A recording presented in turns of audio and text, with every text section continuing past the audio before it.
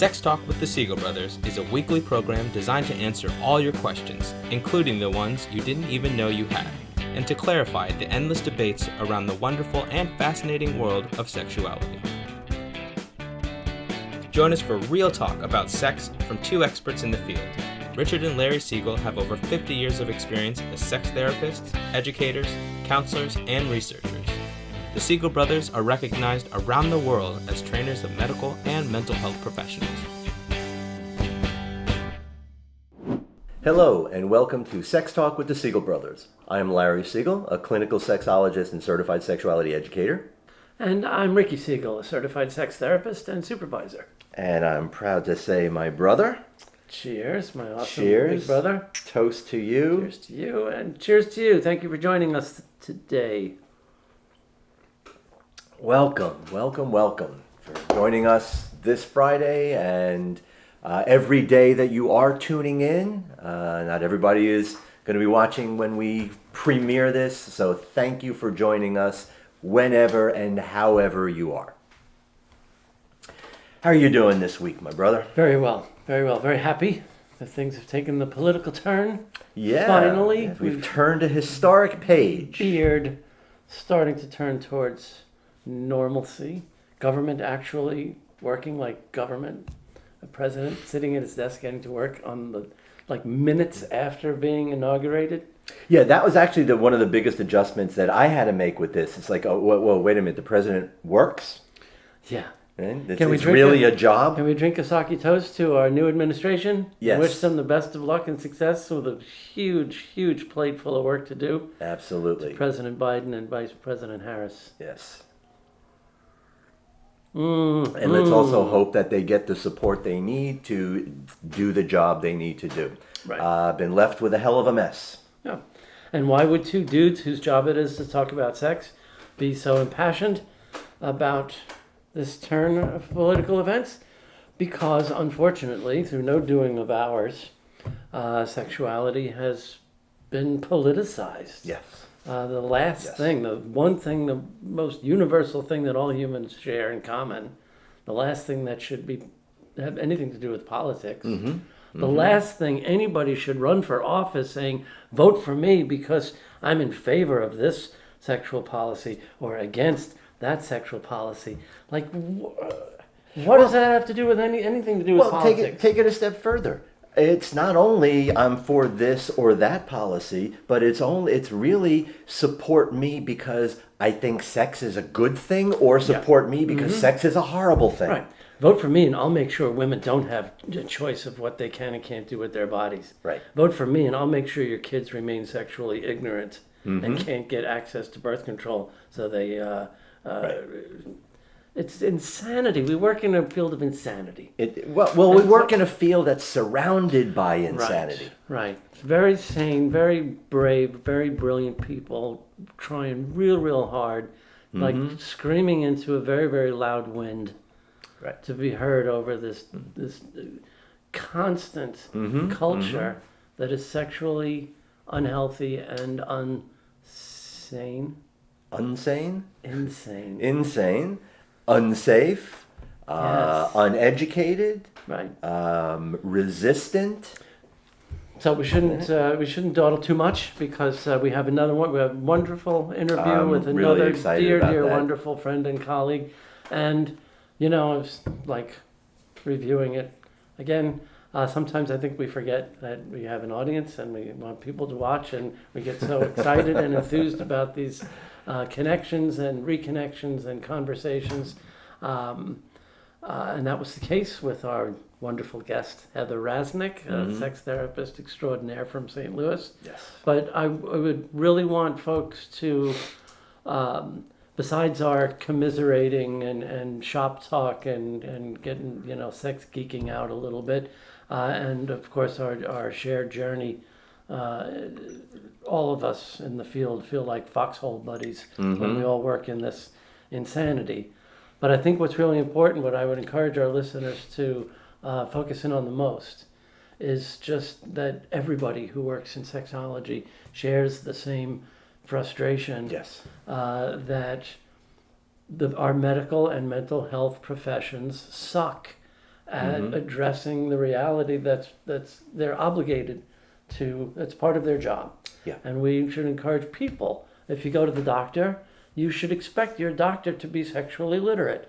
If you're in therapy for any reason, if you're in couples counseling, or if you're dealing with depression or anxiety, you should expect that your therapist is sexually informed and inquiring about if whether or not that part of your lives, kind of important part of most people's lives, is contributing to their lives, the happiness or the difficulty in achieving happiness. Absolutely. And you know what kind of gets me even more than the lack of education and the lack of training that all these medical and mental health professionals have?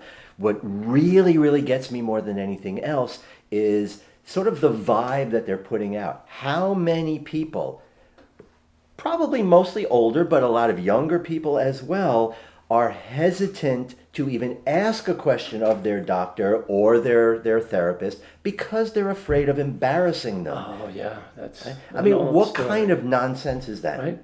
No, No one one embarrass should them. That's If right. they're embarrassed, means That's they don't on know, them. and you're calling them on their shit. Right. So you need to do that. More people should embarrass their clinicians. Absolutely. Because if they can't answer a question or try and dodge a question, or worse, try and diminish or dismiss a question. How many, as we speak, to this very day, there are still gynecologists telling women every day, you need to relax. Right. Why don't you have a glass of wine or something? Sexual pain, you're just tense.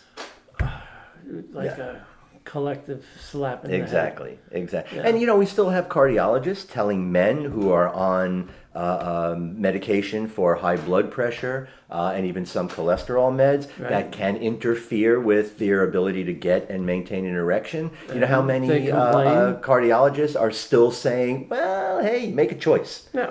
You want to have erections or you want to live? You want to drop dead of a heart attack. I mean, this is 2021. Have good erections. Yeah, exactly. So they give them medication that will often prevent them from getting erections. I love that, especially for depression. I love that scenario. Guy goes to a doctor because he's depressed. He's given medication, and now he can't get an erection. And you thought he was depressed before? Yes. Right. And we know that that's the main reason why guys especially stop taking their meds. Yes. We talked about that, and it seems like 1,000 other things with our wonderful guests. So let's get to it. Go right to it. Right. We'll share our interview with Heather Raznick. And here we are. We have the real thrill and privilege, and looking forward to a really fun conversation with a dear friend, conference buddy, Heather Raznick from St. Louis, Missouri. Welcome. Welcome. So good to see you. Welcome. I'm really glad that you asked me to be here. I'm honored. I'm a little surprised. I'm just a lowly social worker, hoping maybe for a PhD one day. But I'm really quite honored that you wanted me to talk. So thanks for asking. I'm really glad I asked, because as I told you, it just it struck me like a bolt the other day. Like, holy cow, we've been doing the show all this time. We've never had Heather on because honestly, the conferences are our professional conference. We always talk about our professional home, ASECT, the American Association of Sexuality Educators, Counselors, and Therapists. You are like on the top 5 people I look forward to. Is she going to be there? Is she going to be there? And I get extra excited for the annual family reunions, which I miss desperately. That's why I said concerts and conferences painfully during this ridiculous past year with COVID. But also, as I said in our back and forth, I know you so long now and adore you, but really didn't know too much about your background. And I'll say it on air. You are too humble and modest, because I was flipping out just going through your bio. And just Tell me more. Shocked and surprised, first of all, how many things that we all have in common in our, not just in our professional background, the paths traveled even in different parts of the country, but same timing, right? It started around the same time in the early 90s. And We're all Planned Parenthood people, right? And like the mafia, you never leave. That's right. it. Once you're in for life. And sexuality education, and a lot of the work that you've done. Just looking at you're very impressive, more impressive than you think. CV. And I guess it's just, validating. It feels so good for us to get the strokes, knowing that we're onto something good, and we're not the only ones. There's a lot of the same drums we've been banging. Yeah. Sexuality and aging, sexual medicine, the integration of sex therapy and sexual medicine. We were constantly, for all the time we've been doing this,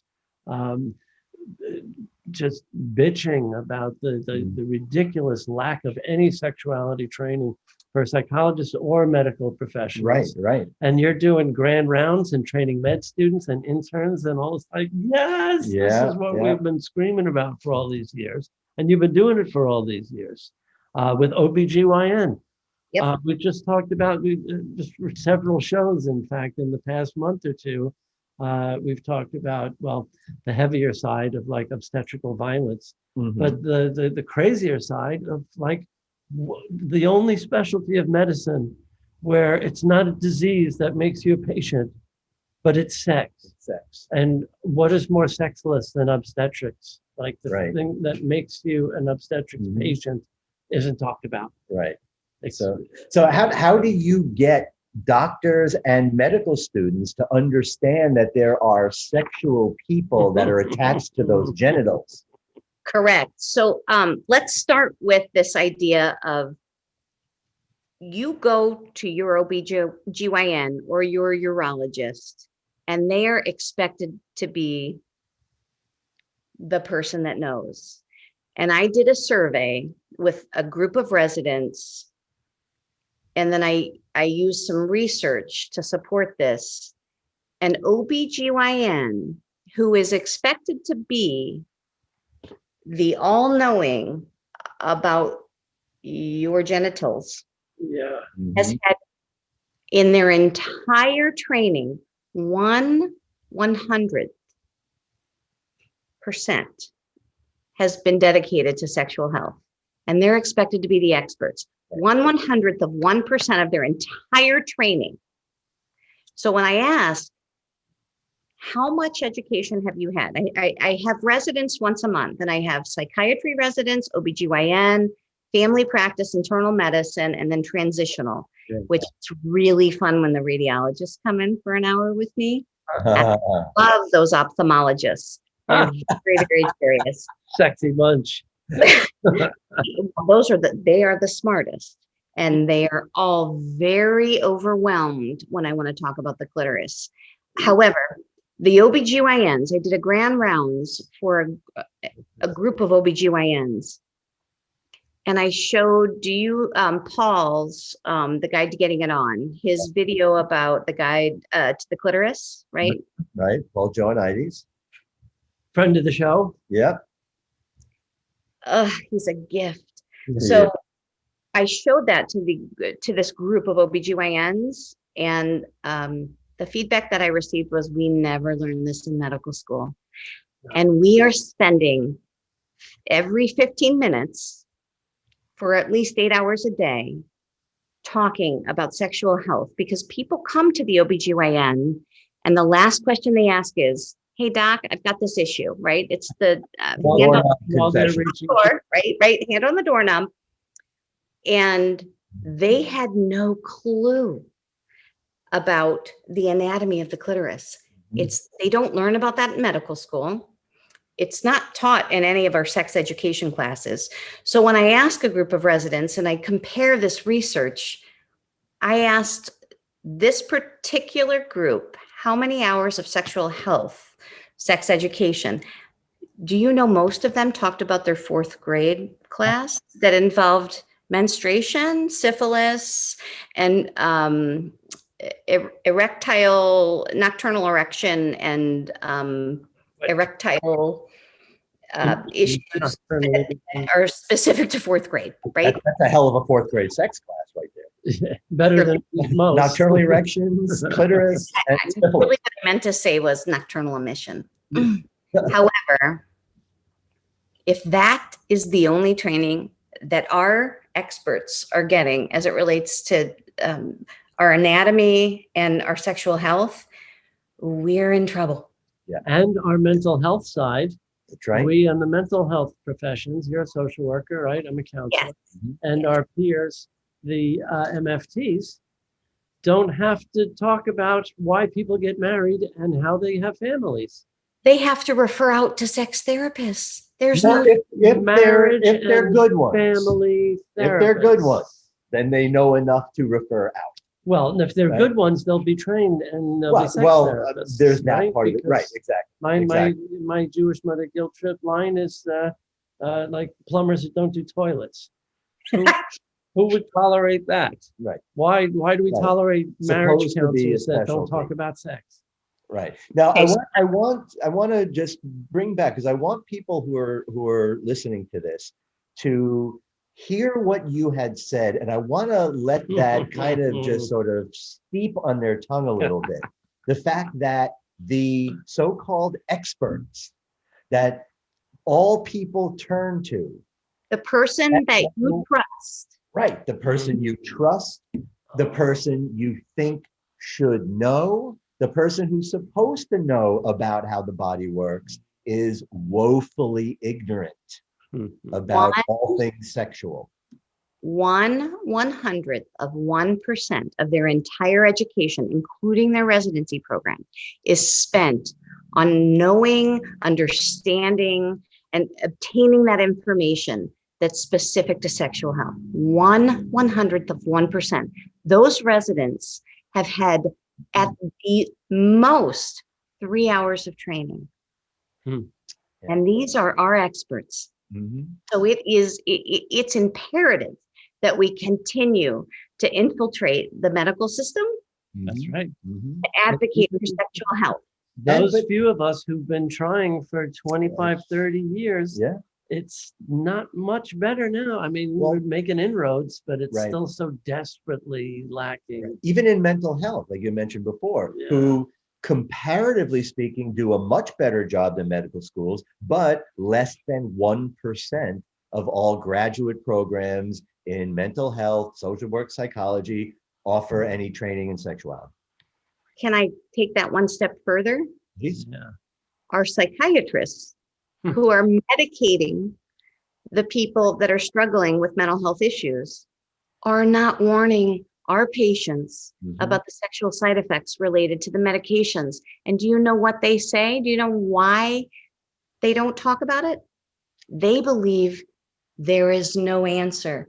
So if we avoid the topic and we treat the depression, they may not have libido or have the ability to have an orgasm, which, by the way, is the #1 reason why people are non-compliant with their antidepressants. Of course. But why should we talk about it? So no, wait for the patient to go back to the psychiatrist and say, can I please be depressed again? So at least, my junk will work and I can get Right. It's horrible. Right. This is why I'm not taking my medication. This is why I'm having a discontinuation syndrome associated with my antidepressant, because I would like to ejaculate. I'd like to feel my genitals again. And the truth is, there are answers. Psychiatrists need to educate their clients about the potential for a sexual side effect and teach them about sexual assistive devices. Vibrators are God's gift to antidepressants. Yes. So imagine a sex therapist on staff at a psychiatrist's office, or an OBGYN's office, or a urologist's office, or an endocrinologist's office. Well, that's what we've been dreaming about and the fantasy we've been sharing for. But you see, years. This is the gift of what we get to do. So while we can bitch that why are there so damn few sex therapists, we also have the incredible privilege of being in a rather small pool. There's I know for sure there are more therapists in Palm Beach, Broward, and Miami-Dade, South Florida, than there are sex therapists in the entire world. I believe you. So we're a small pool, and we get to have incredible friends and colleagues like you. And see, obviously, we can just jump into any one of 1,000 topics because we're all so passionate about it. But before I get too far afield from singing your praises, while you think you're just a humble social worker and sex therapist, I think the most impressive thing, and I did know this about you, being in St. Louis, is that you were trained at where it literally where it all started. All began. At the Masters and Johnson Institute. And I didn't know this, that you were actually Dr. Bill Masters' co-therapist right up until his retirement. So, Yeah. I mean, that's some unbelievable cred. Yeah, that really is. In this small sex therapy world. So tell us, well, maybe even a couple steps before then, since we're talking about how important it is for our peers to pursue sex therapy, what was your pursuit like? Okay, so here's how it starts. I'm about 11. I may or may not have been developing pubic hair. I don't really remember, but I do know I had questions and I wasn't sure where to go. And I had this amazing, I still have this amazing mother. And we had this deal. Anytime she took a bath, now remember, she was single, so she was working her ass off, probably more irritated by having children at the end of the day than not, but very committed to me. And we had this deal. If you take a bath, when mom's taking a bath, I can ask her any question. And then when the water is done in the bathtub, right? So she'll fill the tub, shave her legs, do whatever she does in the bath. But I could go in while she was taking a bath and ask any question and she'd answer it. And then as soon as the water was run and done, she'd forget. So I could ask anything. And so I started, I mean, this was like our deal. I could ask silly questions, whatever. But at a certain point, I started, you know, at 11, you're like, as Freud would say, right? Where are you during, what stage are you in development at about age 11? 11? Genital. Yeah. You're kind of, you're on that puberty doorstep. Yeah. So I started going in and asking these, you know, asking questions that were probably different than the questions that I was asking before. And she handed me a book and she said, I want you to read this. And the book was Our Bodies, Ourselves, which was written by a group of really progressive humans who were very sex positive. Yes. It was the only book I read cover to cover. And I became the expert at 11. And I was such a hit on the playground in 6th grade. Everybody wanted to talk to me. And I knew a lot because I was really, I was blown away. The first edition, which I still have, they showed pictures of vaginas, pubic hair. Now we know it's a vulva, but at the time they did call it a vagina. Yes. And for any millennials or Gen Zers listening, there used to be this thing called pubic hair. Right. Around that area between the legs. Yeah. I was amazed, overwhelmed. And again, I read this book, and then the other book I read was Go Ask Alice. And my sixth grade, my sixth grade term paper was on lysergic acid defilamide. The fact that Child Protective Services was not called is a little bit, I mean, I'm kind of curious about what my sixth grade teacher really thought, but I was super curious. So I'm reading these books and I'm disseminating this information. And one of the things that was left as an imprint was Dr. William Masters. So I'm reading about this in 6th grade and I think I got to meet this guy, right? Okay, it gets stored. I go to high school, not the best student because I was very interested in what other people were doing and the social aspect. But my mother tells me I have to go to college, right? Because she didn't finish. She fell in love with my father, who was a PhD psychologist. She wrote his dissertation, but she didn't finish. So for her, after the divorce, it was very important for me to be college educated. So I decided I would go to college on behalf of my mother. I had no fucking clue what I was going to do with my life. I started out as a communications major and I took a sociology class, and the sociology professor said, "You're not a communications major, Heather. You got something. What do you like?"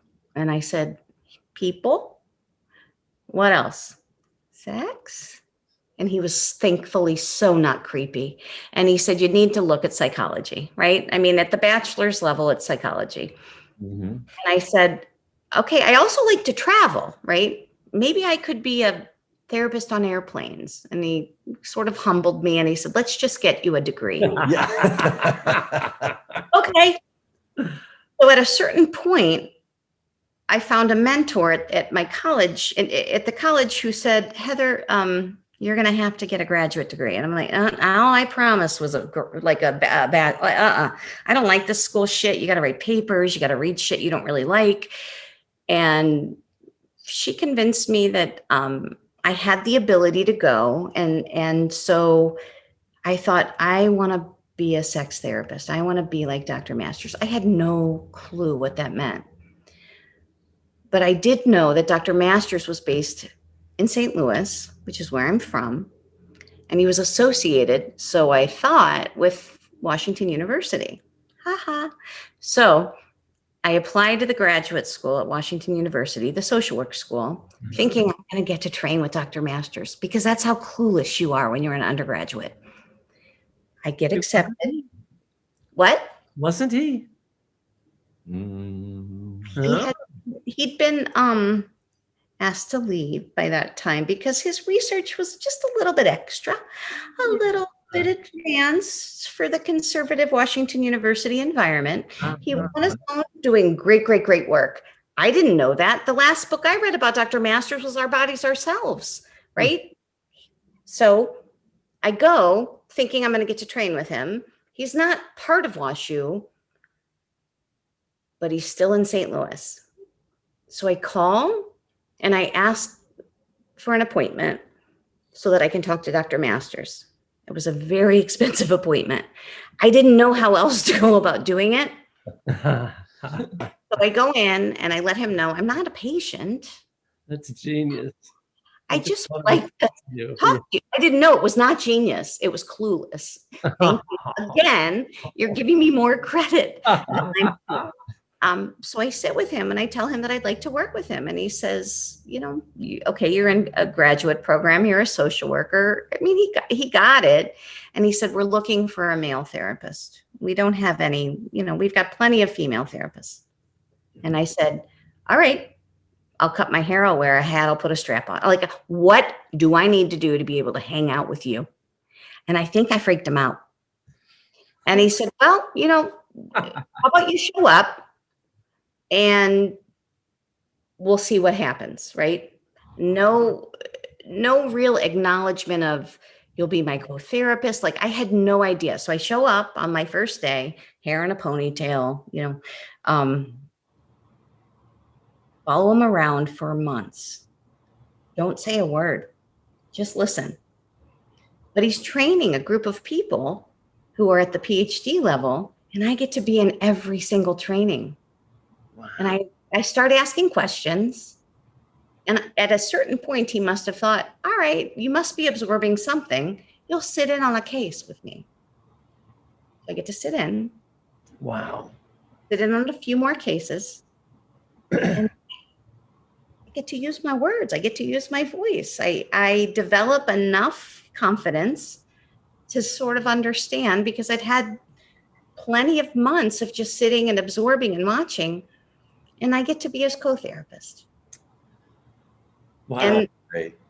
And my mother is so proud, right? So I go home every night and I'm reading, and I want to be good, right? I want to do the right thing. And he allows me more and more opportunity. And what I didn't realize at the time, because I was a clueless, I'm like in my 20s at the time, right? I realize now he was planning on retiring, and he sold his name, and he processed. He had a sex therapy piece, and he also had a sexual trauma and compulsivity treatment program. And that was being run by a group of other people who I took training with them, but I wasn't really affiliated with them. But he had a group of people that he'd been working with. And as he retired, they came with me. So I was Dr. Masters' last co-therapist. As the doors are closing, he writes a letter on his typewriter. Not writes, he types a letter on his typewriter. I give Heather Raznick permission to use all of my research. It's in a frame in my office.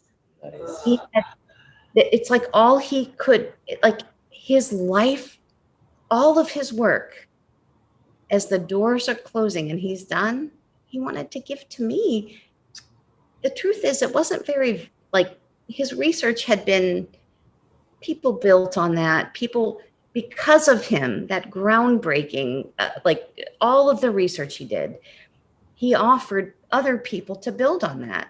So what he had in the end wasn't necessarily new, modern, innovative, but it was his. What a gesture. Yeah. And Right.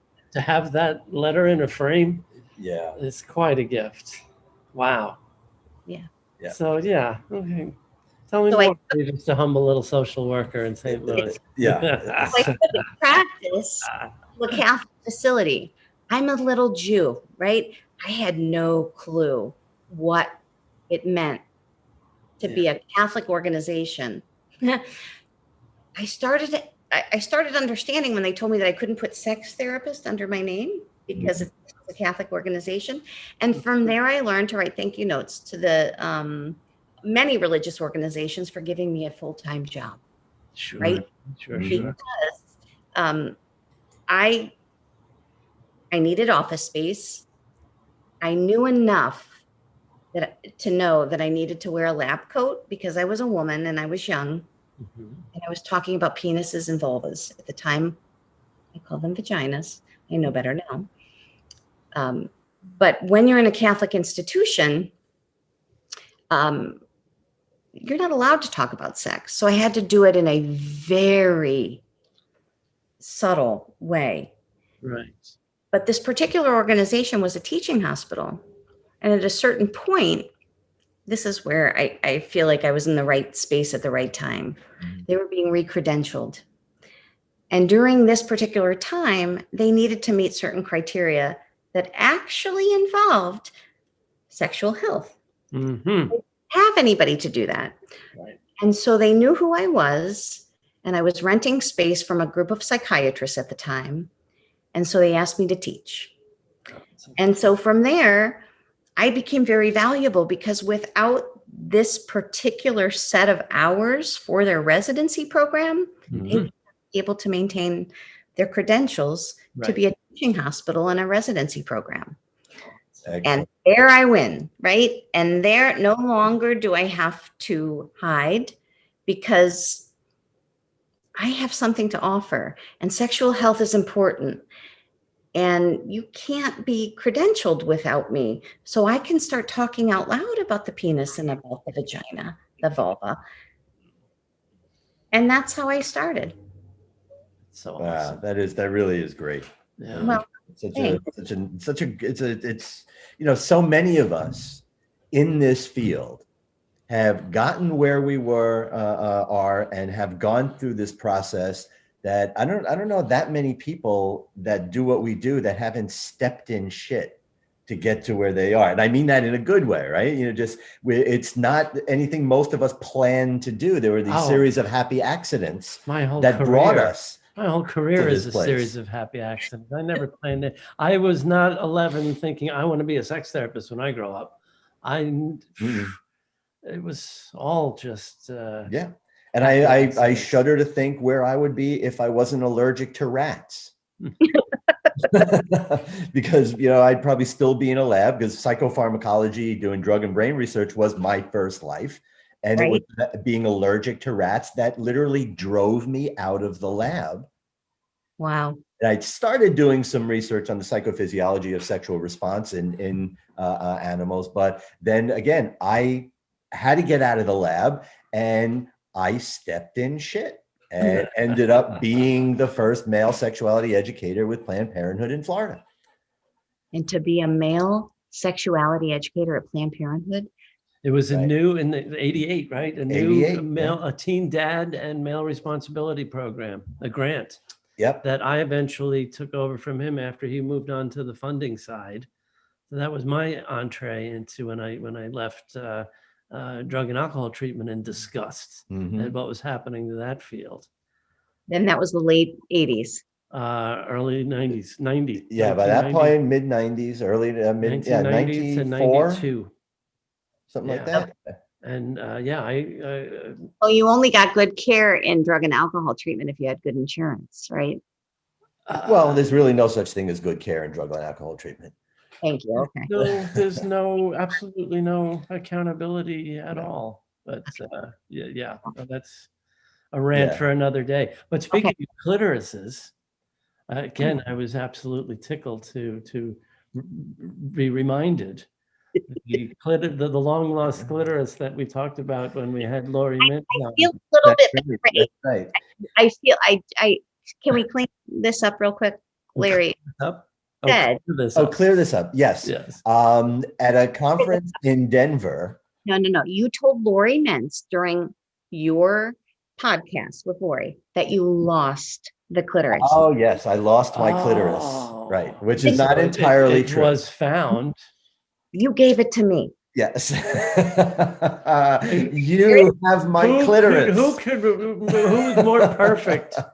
Who more perfect to own that wonderful, Absolutely. beautiful, big purple Right. Now, clitoris? could you do me a favor, hold that up again? Because again, for going back to what you were saying before, how many medical doctors would not be able to recognize that as a clitoris?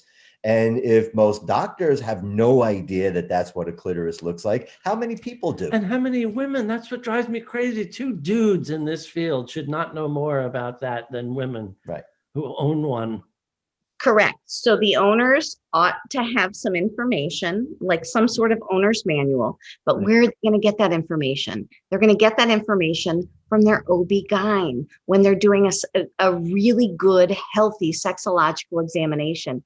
Hey, here are your parts. This is the external clitoris. This is the clitoral head, but this is engorgement tissue. And just because your labia does not look uniform does not mean there's anything wrong with it.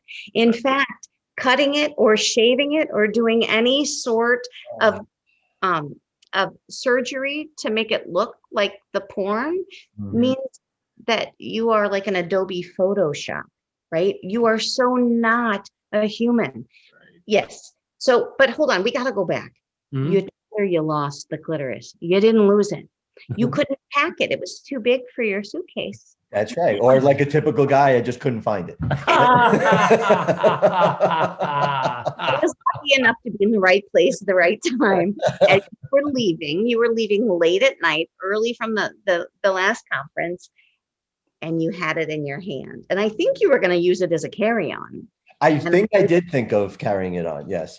But I also ended up thinking twice about that. You won. And I was so excited, and you gave it to me. We're so happy to know you have it. Yes. Well, but I think Lori needs to know you didn't lose it. I need you to call Lori and let her know you did not lose the clitoris. You donated it. I will let her know. Yes, I found my clitoris. No, she can't, because she, she is clitorate. Yes. That's become one of my new favorite words now. So this is why we do this. Yes. We love talking to our peeps and our mutual BFF Rochelle was on the show again recently. And I kind of have a girl crush on her. She may be the smartest, most passionate person I know about sexual health and education. Amazing. She really is. She just got married. Happy. I know. Happy.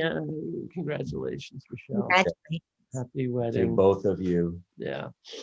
And so we're pretty lucky to have this really cool job, but we have to put up with a lot of shit in doing it, right? Oh, yeah. Because we're still so sex phobic in this country and pleasure phobic and pleasure phobic. I think claustrophobic is,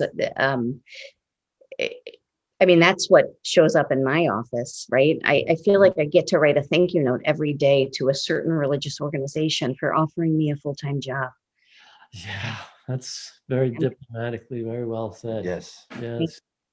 Right. So it's our obligation, I think, as sexual health advocates to educate our healthcare system, to advocate for pleasure, and to manage shame around pleasure. Right. Absolutely. Absolutely. Wow. That's that should be a place to end on, but I do want to ask you one more thing. I'm not going to stop. I'll keep going. Well, and again, because of where you've been, where you are, we talk a lot about, for just people in general, some of the things that people need to look out for in terms of tips for having good sex, being healthier sexual beings. But one of the things that we rail about this at times, but don't really talk directly to professionals, because sex therapists are not, unfortunately, the only ones that deal with sexual issues in people. So, we can talk about what people do in their lives and how people can be more literate and clitorate sexually, but what do professionals do? What would you say to other mental health counselors, other medical professionals, for them to be more sexually literate and clitorate? So in my experience, I have so many people that are referred by their own therapists, and I think that perpetuates shame. You need to be able to have a healthy conversation. So check your bias, check your limitations, check your judgment, because you're passing that on to your clients. And so my thought is, all people need to have at least a SAR, a sexual attitude reassessment. All mental health professionals know where your limits are and know what shows up for you. Because if you're not, it's sort of like the herpes, the gift that keeps on giving, right? You're passing that on. And when you're passing on shame in our profession, we can do better. We can do better. Did you guys take a class in your graduate level experience on sexual health? I had one. I ate it up. I had one, yes. Yeah. I had to go to a different school to get it. I had to campaign. The class was divided. They all knew I was the sexuality educator in the class, but last semester, we were given an option. We had to vote for our last elective between sex ed and voc rehab. And so why is this even a discussion? This should be a unanimous vote for sex ed. I would rather have dental work than take a voc rehab class. And sex ed should not be an elective. Sex ed won. Shouldn't be an elective. But you think I'd have been thrilled? No. They sent someone over from the medical school. All due respect, he was a very nice man, but he was a physician from Pakistan, and this was the entire class, right? Oh. Reading from his notes. Uh-huh. The clitoris is the most highly innervated structure of the female sexual anatomy. It is this structure. That was how it was. He sucked all the sexy out of a sex ed class. If I didn't think it was possible, as many do, I have to say. We've talked about this, with people before, that sometimes learning about sex, studying about sex, is the unsexiest thing. And it doesn't have to be erotic, but it has to be permissive. Yes. Yeah, and it has to be focused on sexy feel creepy. Right. Right. It shouldn't be focused on doom and consequence. It should be focused on health and pleasure. Right. Pleasure. At least make it interesting. Yeah. And as Emily says, pleasure is the measure, right? So when you're learning about sexuality and it's focused on pathology or disease or it's not being celebrated for the gift that it is. I mean, we have been given a gift of pleasure. And if we are not advocating for that with our people, we're doing them a disservice, because it's the one area, from my perspective, it's the one area where you get to pick a partner and you get to experience connection and share pleasure, or with yourself. And it's like it's like the bonus of being a human. Right That on. and the clitoris is on the outside for a reason, just like your frenulum is on the outside. You can have access to it anytime you want. And that's a real gift. So there's no reason to be ashamed. And yet, political, religious, social control is based in preventing us from being able to access pleasure. And so I feel like it's our job to reclaim pleasure as the measure. And because we're human, we have the opportunity to be able to celebrate. And people experience orgasm, and it is, from my perspective, it's medication. It's better than Raznick. Absolutely. Orgasm before bed is far better than an Ambien. Yes, I love absolutely. saying that. Absolutely. Mhm. So, what a perfect point to end on. I wish we could talk all night, but we'll just have to have you back again. Yes, we'll have to just continue this conversation. So for all of our therapist friends and colleagues listening, please take this as a more than gentle nudge to anyone of our listeners and viewers who are seeing therapists. Encourage them to ask the right questions. And we're just so grateful to our friend Heather Raznick, and thank you for joining us. Yes, so on much. Sex Talk. And until the next time. Indeed. I don't think I've ever come out of this interview saying anything other than this is why I love doing it. I love talking with these people. It is truly a perk, as we talk about all the time on this show. For any remaining thoughts that people have that, sexuality, especially sexuality education, and so much of sexual health is sexy, lose those ideas. Sex therapy can be sexy.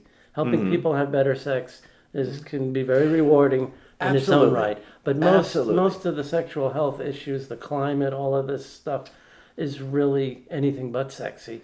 Right. So that frustration and aggravation that's always the driver makes us have really intense foxhole buddies. Indeed. And one of the things I really appreciate in what Heather is doing, just like so many of our colleagues, and we've talked about this before. We've sort of lamented this irony that, as you said in the very beginning of tonight's show, the source of life, the source of our greatest pleasures, is also the source of so much agony and so much pain and so much fear and so much shame. What is with all the shame in sexuality? Why are we so steeped? And especially, it's part of what makes it so frustrating is this is the United States of America, right? We're supposed to be the greatest country in the world.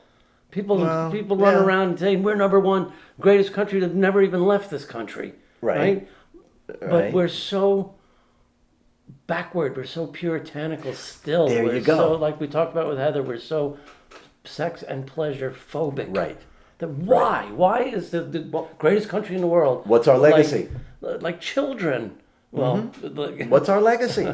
Cheers to the late Robin Williams. Yeah. Right? He said this country was founded by people who were too uptight for England in the 1600s. Where this society was founded by the Puritans, and I'm sorry, Disney, but you didn't get it right. That wasn't the story. These were not nice people. These were people who did not decide to leave because they were seeking freedom. They were kicked out of Great Britain for being too uptight and too religiously zealous.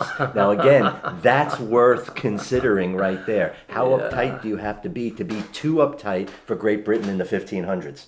Right? Aside from the fact that they also landed at Plymouth Rock because it was a beer run. But that's a whole other story. That says a lot about the mindset as well.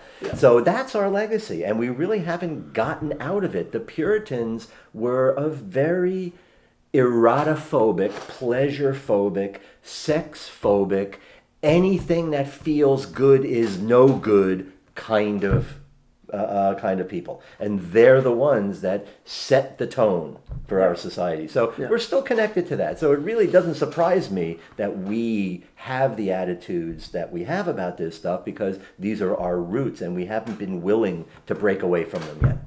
I mean, we still can't talk about masturbation. It's 2021, and we'd rather, carry on, like kindergartners, about porn, instead of having a mature adult conversation about the universal number one most common form of sexual expression. That's right. That's right. But don't touch that, you'll go blind. Don't touch down there. Right. And by the way, most of you people who are so against this stuff and don't want to talk about it, we know you're doing it. Yeah, but none of them are watching this, right? Well, that's good. So we can talk behind their back. Right. Have to tiptoe around the obvious implication of religion in most sex negativity. And I don't think we have to worry about offending our viewers, because they're not watching two middle-aged Jews talk about sex. Right. And again, they're looking for our horns or something. Right. and that's, again, why so much appreciation for what Heather is doing, being in there, getting to these medical professionals, getting into these teaching mental health students. professionals, getting to the source of where people are going. And that's so, again, I can't really overestimate or praise that idea that the source that people go to for their health and medical information should at least be somebody who knows this stuff.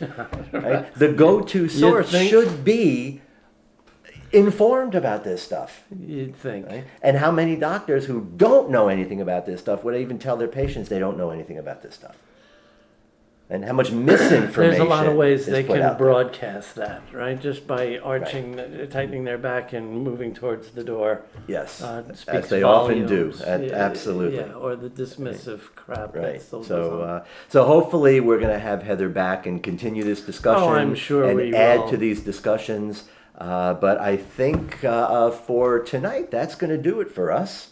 Right? So I want to thank you all for tuning in, and thank you again. Thank you, my dear brother. One last sake And we toast. ask you to hit subscribe on our YouTube channel, and likes and shares on Facebook are greatly appreciated. Indeed. And we will be here next Friday and every Friday for more Sex Talk with the Siegel Brothers. Stay well.